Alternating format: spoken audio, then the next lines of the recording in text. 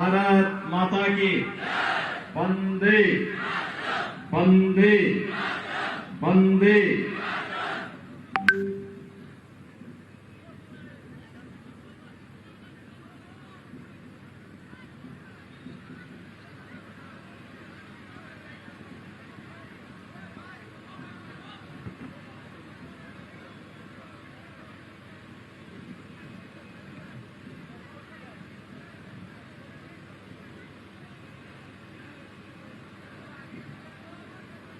असम विधानसभा चुनाव में आज की इस उधारबंद विधानसभा क्षेत्र के चुनावी सभा में मंच पर उपस्थित जनप्रिय सांसद डॉक्टर राजदीप राय जी,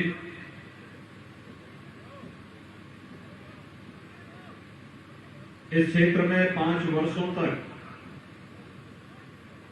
विकास को एक नई ऊंचाइयों तक पहुंचाने वाले जनप्रिय विधायक मेहरकांत सोम जी, विधानसभा के प्रभारी श्रीमान मंजूर देव जी, गुरुचरण नायक जी, मनीष मेहरा जी, शांतनु बर्मन जी, विनोद शर्मा जी, विश्वजीत दास जी, नवारुण चक्रवर्ती जी, सुनंदा कुर्मी जी, विजेता महतो जी, सुंदर कुमार पॉल जी और भारी संख्या में उधारबंद विधानसभा क्षेत्र से जुड़े हुए मेरे भाइयों बहनों, मैं आप सबका हृदय से अभिनंदन करता हूं, स्वागत करता हूं। बराक पहली में आज मुझे पहली बार आप सबसे मिलने का, संवाद बनाने का अवसर प्राप्त हो रहा है। मैं यहाँ के जनप्रिय सांसद और जनप्रिय विधायक दोनों को हृदय से धन्यवाद देते हुए आप सबको आने वाले जो हमारा प्रमुख पर्व है रंगोली बिहू आदि का हृदय से आप सबको बधाई देता हूं, शुभकामनाएं देता हूं। भाइयों बहनों, असम की जब हम बात करते हैं तो आदिशक्ति मां कामाख्या और महाबाहु ब्रह्मपुत्र असम को एक पहचान देते हैं, लेकिन साथ साथ इस बराक घाटी की अपनी एक पहचान है। यहां से निकलने वाली बराक नदियां और यहां के चाय बागान ने भी देश और दुनिया के सामने असम को एक पहचान दी है। यहां पर कार्य करने वाले, चाय बागान में कार्य करने वाले जितने भी हमारे सहयोगी गण हैं, जिन्होंने असम को मां कामाख्या और महाबाहु ब्रह्मपुत्र की तर्ज पर यहां की चाय बागान से निकलने वाली चाय की मोहक सुगंध से इस घाटी की ओर बरबस आकर्षित करने के लिए बाध्य किया है, उन सभी कर्मयोगियों का भी मैं हृदय से अभिनंदन करता हूं, उन सबका स्वागत करता हूं। भाइयों बहनों, असम विगत 5 वर्ष के दौरान विकास की एक नई ऊंचाइयों को छूता हुआ दिखाई दे रहा है। ये सब संभव हो पाया है प्रधानमंत्री मोदी जी की दूरदर्शिता के कारण, और आप सबने 5 वर्ष पहले भारतीय जनता पार्टी पे विश्वास किया था, भारतीय जनता पार्टी को अपना समर्थन और अपना आशीर्वाद दिया था। आज इसका परिणाम है किसी सोनोवाल जी के नेतृत्व में भारतीय जनता पार्टी की सरकार ने 5 वर्ष के अंदर असम को एक नई पहचान दी थी। 5 वर्ष पहले तक असम के अंदर विकास की चर्चा नहीं होती थी। असम को क्षेत्र के आधार पर बांट करके आपस में लड़ाया जाता था।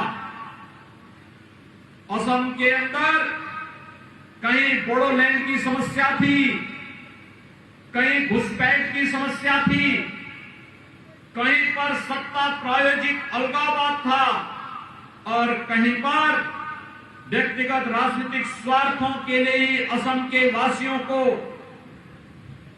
आपस में ऊपरी असम और निचले असम के रूप में और तमाम अन्य भेदों के आधार पर बांटने की जो कुत्सित चेष्टा होती थी, उसने असम के विकास को बाधित किया। लेकिन मैं आभारी हूं प्रधानमंत्री मोदी जी का, जिन्होंने लुक ईस्ट नीति को एक्ट ईस्ट नीति के साथ बदल करके आज पूर्वोत्तर राज्यों की पूरी तस्वीर को बदल करके रख दिया है। आज पूर्वोत्तर के राज्यों में आतंकवाद नहीं है, अलगाववाद नहीं है, घुसपैठ नहीं है। श्रीमान शंकर देव की भूमि पर भी कांग्रेस के समय में विदेशी घुसपैठियों ने अतिक्रमण करके कब्जा कर लिया था। लेकिन जब सर्बानंद सोनोवाल के नेतृत्व में भारतीय जनता पार्टी की सरकार बनी, घुसपैठियों को वहां से निकाल बाहर कर दिया गया। आज घुसपैठ की समस्या और अलगाववाद की समस्या का समाधान विगत 5 वर्ष के दौरान आपने असम के अंदर देखा होगा। पहले हर महीने कई सप्ताह तक असम के अंदर बंद रहता था, बम विस्फोट होते थे, आगजनी की घटनाएं घटित होती थी, बड़े बड़े धरने चलते थे। लेकिन विगत 5 वर्ष के दौरान आपने देखा होगा असम में शांति है, असम में सौहार्द है, असम सद्भावनापूर्ण तरीके से विकास की एक नई ऊंचाइयों को छू रहा है। असम के प्रत्येक नागरिक को, जिनके पास अपने आवास नहीं उन्हें आवास की सुविधा, जिनके पास राशन कार्ड नहीं उन्हें राशन कार्ड की सुविधा, जिनके पास 5 लाख रुपए का स्वास्थ्य बीमा का कवर नहीं उन्हें आयुष्मान भारत की स्वास्थ्य बीमा का कवर देने का, जिनके पास व्यक्तिगत शौचालय नहीं उन्हें शौचालय उपलब्ध करवाने का कार्य भारतीय जनता पार्टी नेतृत्व की सर्बानंद सोनोवाल की सरकार ने असम के अंदर करने का कार्य किया है। आपने देखा होगा कि यहां पर भारतीय जनता पार्टी सरकार के समय विकास सबका, लेकिन भेदभाव किसी के साथ नहीं हुआ, न जाति के नाम पर, न मत और मजहब के आधार पर। यहां तक कि चाय बागान में कार्य करने वाले कर्मयोगियों के लिए भी 50 वर्षों में कांग्रेस ने उनका मानदेय नहीं बढ़ाया। लेकिन मैं धन्यवाद दूंगा सर्बानंद सोनोवाल जी की सरकार को, जिन्होंने मानदेय को बढ़ा करके 217 रुपए करने का कार्य किया है और इसे आने वाले समय में 300 रुपए से भी करने के लिए एक व्यापक कार्य योजना भी उन्होंने खड़ी की है। यह विकास की वो सोच है जो असम के नागरिकों को विकास के पथ पर अग्रसर करके उन्हें जीवन की मुख्य धारा के साथ जोड़ करके एक भारत श्रेष्ठ भारत के सपने को साकार करने के लिए भारतीय जनता पार्टी के केंद्रीय नेतृत्व के मार्गदर्शन में आगे बढ़ाने का कार्य किया जा रहा है। आज असम में कहीं मेडिकल कॉलेज खुल रहा है, कहीं पर आईआईटी खुल रहा है, कहीं आईआईएम आ रहा है, कहीं पर निफ्ट आ रहा है, कहीं पर कोई केंद्रीय संस्थान आ रहा है। और तो और विगत दिनों खेलो इंडिया खेलों के तहत जब असम के अंदर खेल कूद की प्रतियोगिताएं हुई, उसने रिकॉर्ड तोड़ दिया कि कितने भारी पैमाने पर कितनी सफलतापूर्वक आयोजन असम के अंदर होते हुए दिखाई दिए। भाइयों बहनों, विकास का कोई विकल्प नहीं हो सकता है और इसीलिए भारतीय जनता पार्टी एक बार फिर से आपके पास आई आपसे कहने के लिए याद करिए, जब प्रधानमंत्री मोदी जी 2014 में प्रधानमंत्री बने थे, तब उन्होंने देश को कुछ नारे दिए थे। उन्होंने उस समय कहा था, हम इस देश के अंदर विकास करेंगे बिना भेदभाव के, विकास सबका। और तब उन्होंने एक मंत्र दिया था, सबका साथ और सबके विकास का। ये सबका साथ और सबके विकास का ये नारा, विकास का वह नारा था जो देश के अंदर 135 करोड़ लोगों के जीवन में व्यापक परिवर्तन लाने का आधार बना था। ये व्यापक आधार था जिसने अनेक योजनाएं दी। जन धन अकाउंट के माध्यम से मुझे बताया गया कि अकेले असम के अंदर 6 लाख ऐसे लोगों के जिनके पास आजादी के बाद अपने बैंक अकाउंट नहीं थे, उनका बैंक में अकाउंट खोलने का कार्य हुआ। और कोरोना कालखंड में तो प्रधानमंत्री मोदी जी ने प्रत्येक उस महिला के बैंक अकाउंट में धनराशि देने का कार्य किया था, जिन्होंने अपने बैंक में पैसा नहीं देखा, लेकिन मोदी जी ने उनके अकाउंट में भी कोरोना कालखंड के दौरान पैसा देने का कार्य किया। यही नहीं, आपने देखा होगा विगत वर्ष यही समय था जब लॉकडाउन प्रारंभ हो रहा था, और लॉकडाउन प्रारंभ होने के बाद अप्रैल से लेकर के नवंबर तक हर गरीब परिवार को फ्री में राशन, फ्री में एलपीजी सिलेंडर की सुविधा, वृद्धावस्था पेंशन प्राप्त करने वाले, निराश्रित महिला पेंशन प्राप्त करने वाले, दिव्यांगजन पेंशन प्राप्त करने वाले सभी लाभार्थियों को भी पेंशन की सुविधा का लाभ देने का कार्य किया गया। और यही नहीं, आत्मनिर्भर भारत पैकेज के अंतर्गत भी परंपरागत उद्यम को बढ़ावा देने के लिए एक बड़ा कार्य योजना तैयार किया गया। ये कार्य तब संभव हो पाया है जब विकास एजेंडे में हो और जनता जनार्दन की खुशहाली ही जब शासन के एजेंडे का हिस्सा होता है, तब सरकार इस प्रकार के निर्णय लेती है। और ये कार्य केंद्र में मोदी सरकार ने किया, तो केंद्र की मोदी सरकार की तर्ज पर असम के अंदर सर्बानंद सोनोवाल के नेतृत्व की भारतीय जनता पार्टी की सरकार ने वह कार्य असम के अंदर करने का कार्य किया। आज भाइयों बहनों, हम सब देख रहे हैं, भारतीय जनता पार्टी आपके पास इसी बात को लेकर के आई है। भारतीय जनता पार्टी जो कहती है वो करके दिखाती है। यही अंतर है भाजपा और कांग्रेस में। भारतीय जनता पार्टी विकास की बात करती है तो विकास, सबके विकास की बात करती है, लोक कल्याण की बात करती है, उसे इंप्लीमेंट भी करती है। भारतीय जनता पार्टी इंफ्रास्ट्रक्चर की बात करती है, कहीं एयरपोर्ट, कहीं रेलवे, कहीं पर हाईवे, कहीं पर आईआईटी, कहीं आईआईएम, कहीं एम्स, कहीं मेडिकल कॉलेज, कहीं पर हायर एजुकेशन के किसी इंस्टीट्यूट की स्थापना करने का कार्य भारतीय जनता पार्टी करती है। लेकिन कांग्रेस के समय में क्या होता था? अलगाववाद, आपसी झगड़े, बंदी, अराजकता, और कांग्रेस आज भी वही कार्य कर रही है। असम के अंदर यूडीएफ के साथ कांग्रेस का समझौता और कम्युनिस्टों के साथ कांग्रेस का समझौता इस बात को प्रदर्शित करता है कि भाजपा तो विकास के पथ पर असम को आगे ले जाना चाहती है, असम के प्रत्येक नागरिक के जीवन में खुशहाली लाना चाहती है, लेकिन कांग्रेस घुसपैठ करा करके एक बार फिर से असम को अलगाव और अराजकता की ओर धकेलने की कुत्सित चेष्टा का हिस्सा बनना चाहती है। और इसीलिए भाइयों बहनों, हम सब आपके पास आए हैं। भाजपा ने जो कहा वो करके दिखाया।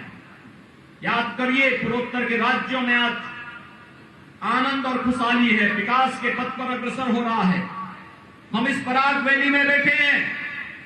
इस बराक वैली को हम देखते हैं, एक तरफ मणिपुर की सीमा है, एक तरफ मेघालय की सीमा है, एक तरफ त्रिपुरा और बांग्लादेश की लगी हुई सीमा दिखती है, और एक तरफ असम की सीमा हमें पूरे असम के साथ जोड़ती हुई बराक नदियों की ये वैली एक नई पहचान के साथ देश और दुनिया के साथ जोड़ने का कार्य करती है। सर्वत्र आपको शांति, सौहार्द और विकास दिख सकता है। ये भाजपा की पहचान है। हमने विकास की बात कही थी, विकास करके दिखाया। हमने देश के अंदर एक भारत श्रेष्ठ भारत की बात की तो वह भी करके दिखाया। घुसपैठ की समस्या का समाधान असम के अंदर और पूर्वोत्तर के राज्यों के अंदर तो किया ही, आपने देखा होगा जम्मू और कश्मीर के अंदर भी। याद करिए, बंगाल की धरती में पैदा हुए थे महान क्रांतिकारी नेताजी सुभाष चंद्र बोस। कांग्रेस ने उन्हें सम्मान नहीं दिया, लेकिन नेताजी सुभाष चंद्र बोस को सम्मान देने का कार्य भारतीय जनता पार्टी ने किया। बंगाल की धरती में पैदा हुए थे भारतीय जनसंघ के संस्थापक अध्यक्ष डॉक्टर श्यामा प्रसाद मुखर्जी।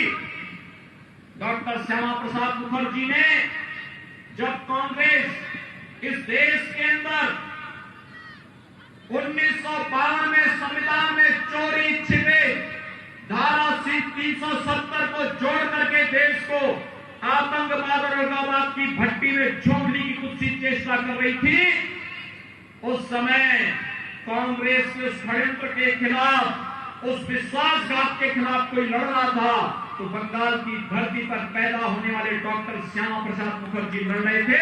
और तब उन्होंने नारा दिया था, एक देश में दो प्रधान, दो विधान और दो निशान नहीं चलेंगे, नहीं चलेंगे। और भाइयों बहनों, डॉक्टर श्यामा प्रसाद मुखर्जी के सपने को साकार करने का काम किया प्रधानमंत्री नरेंद्र मोदी जी ने, कश्मीर से धारा 370 को सदैव के लिए समाप्त कर दिया। अगर असम का कोई नौजवान, बराक घाटी का भी कोई नौजवान अगर जम्मू कश्मीर में आज के दिन पर जमीन खरीद करके बसना चाहता है तो जम्मू कश्मीर के अंदर कोई आपको बसने से रोक नहीं सकता है। कांग्रेस ने रोक लगाई थी, मोदी जी ने आपको यह अधिकार दिया है कि आप भी जम्मू कश्मीर के अंदर बस सकते हैं। आज कश्मीर विकास की एक नई कहानी कह रहा है। जो पाकिस्तान बार बार घुसपैठ करके देश के अंदर बम विस्फोट करवाता था, आतंकी गतिविधियों को प्रश्रय देता था, आज भारत के बहादुर जवान उस पाकिस्तान के अंदर घुस करके सर्जिकल स्ट्राइक को अंजाम देकर के आतंकी कैंपों को नष्ट करने का कार्य करते हैं। ये भारत का शौर्य और पराक्रम है। तो भाइयों बहनों, जब मैं लोकसभा चुनाव के दौरान असम में आया था, जहां भी जाता था एक ही बात यहां लोग कहते थे, और लोग कहते थे कि योगी जी आप ये तो बताइए कि आप यूपी के चीफ मिनिस्टर हैं, भगवान राम का जन्म अयोध्या में हुआ था, मंदिर कब बनेगा? लोग मुझसे एक प्रश्न करते थे। और भाइयों बहनों, मुझे आप सबको बताते हुए प्रसन्नता की अनुभूति है, 5 अगस्त 2020 को प्रधानमंत्री मोदी जी ने अयोध्या में भगवान श्री राम के भव्य मंदिर के निर्माण कार्य का शुभारंभ कर दिया है। भाइयों बहनों, मैं आपका इसलिए आभारी हूं कि राम मंदिर निर्माण के लिए, समर्पण निधि के लिए असम ने भी, हर परिवार ने भी अपना योगदान किया है। और इसके लिए आपके प्रति आभार व्यक्त करने के लिए भी मैं आया हूं कि आपने राम मंदिर निर्माण के लिए जो सहयोग किया है, इसके लिए मैं आपको उत्तर प्रदेश वासियों की ओर से, देशवासियों की ओर से हृदय से साधुवाद देता हूं, आपका अभिनंदन करता हूं। राम मंदिर हमारे लिए आस्था का विषय ही नहीं, बल्कि स्वतंत्र भारत में एक भारत श्रेष्ठ भारत की एक नई पहचान देने वाला एक माध्यम भी बन रहा है।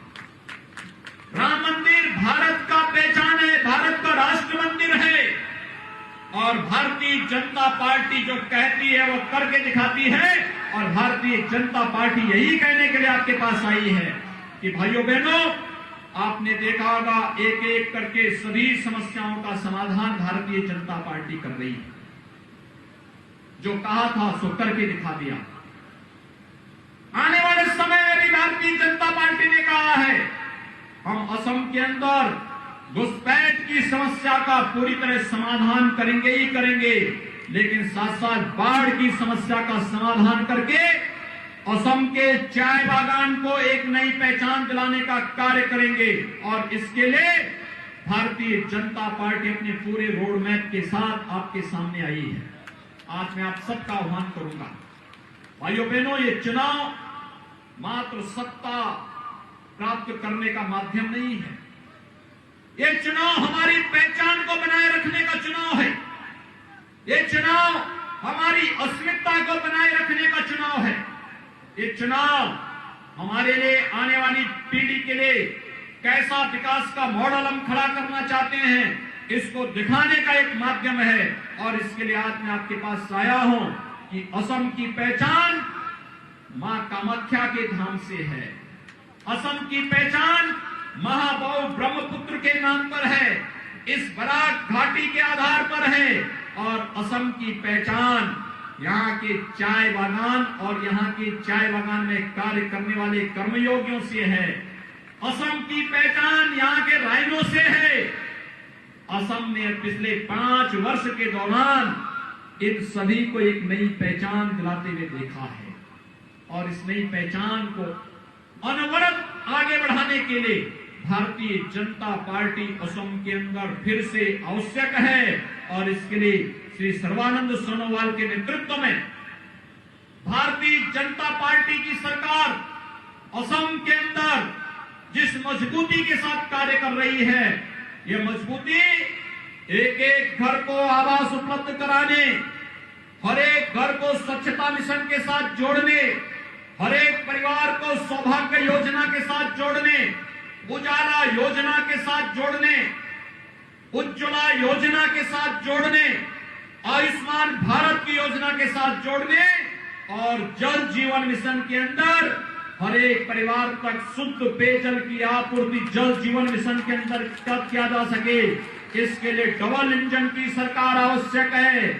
केंद्र में मोदी जी और असम के अंदर सर्बानंद सोनोवाल के नेतृत्व में भारतीय जनता पार्टी की सरकार एक बार फिर से आकर के असम को विकास की नई ऊंचाइयों की तरफ ले जा सके, इस विश्वास के साथ आज आप सबसे अपील करने के लिए मैं एक बार फिर से असम की धरती पर आया हूं। मैं आप सबका आह्वान करूंगा, आप सब भारतीय जनता पार्टी के हमारे उदार बंद से प्रत्याशी, लोकप्रिय प्रत्याशी श्री मिहिरकांत सोम को, जिन्होंने 5 वर्षों तक बहुत अच्छा काम किया। मिहिरकांत सोम जी इधर आइए। आप लोग मिहिरकांत सोम जी के समर्थन में हैं? दोनों हाथ ला करके बोलेंगे मेरे साथ, दोनों हाथ ला करके बोलेंगे। जहां तक मेरी आवाज जा रही है, इधर भी, इधर भी, इधर भी, उधर भी, सभी और पीछे भी स्टेडियम के अंदर बैठे हुए लोगों से मेरी अपील होगी, दोनों हाथ ला करके मेरे साथ बोलेंगे, जय जय श्री राम, जय जय श्री राम, जय जय